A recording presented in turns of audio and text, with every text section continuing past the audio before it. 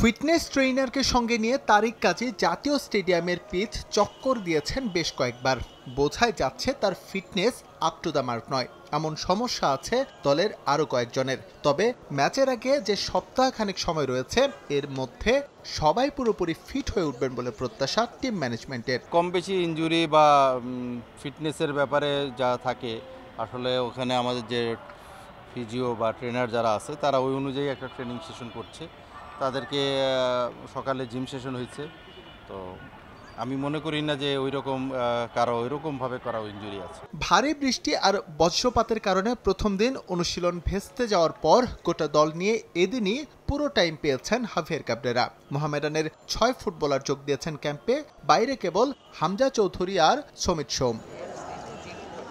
ফুটবলারদের ঘরোয়া লিগের পারফরমেন্স দেখে দল নির্বাচন করেন ক্যাবরেরা। ইতালির চতুর্থ বিভাগের দলে খেলায় ফাহমেদুল সম্পর্কে সরাসরি ধারণা রাখা সম্ভব হয় না স্প্যানিশ কোচের। স্বাভাবিকভাবেই প্রশ্ন ওঠে, কোন মানদণ্ডে তিনি জায়গা করেন মূল দলে? তিনিও কি হামজা সমিতের মতো অটো চয়েস? প্লেয়ার সিলেকশন আর এই ব্যাপারটা আসলে এটা কোচরাই বলতে পারবে ভালো।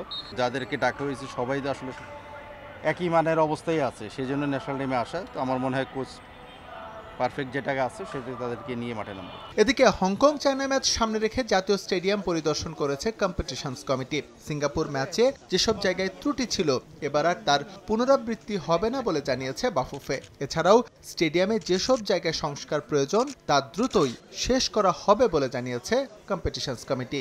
ভুল ত্রুটিগুলি দেখেছিলাম গতবার, স্পিকার সিস্টেম বা এসি প্লাস আমাদের এন্ট্রি এক্সিট যে ঝামেলাগুলি ছিল, এবার কি হতে পারে, কীভাবে হতে পারে, এটা কিন্তু আমরা জয়েন্ট কমিশনার সাহেবের সাথে গত সপ্তাহে দেখা করে এসেছি, এই সপ্তাহে দেখা করেছিলাম। জয়েন্ট কমিশনার সাহেব আমাদেরকে একটু কিছু গাইডেন্স দিয়েছে গতবার যে ভুলগুলি হয়েছিল, বা ভুল না, যে ডিসিশনগুলো আমরা নিয়েছিলাম মেবি কীভাবে ভালো করা যায় এন্ট্রি এক্সিট। সো ওটা নিয়েও আমাদের ইভেন্ট কোম্পানির সাথে আজকে কথা হয়েছে। এবার কিন্তু আমাদের সিকিউরিটি ফোর্সে বাড়াবো আমরা। বাংলাদেশের বিপক্ষে খেলতে আগামী 6 অক্টোবর ঢাকা আসবে হংকং চায়না।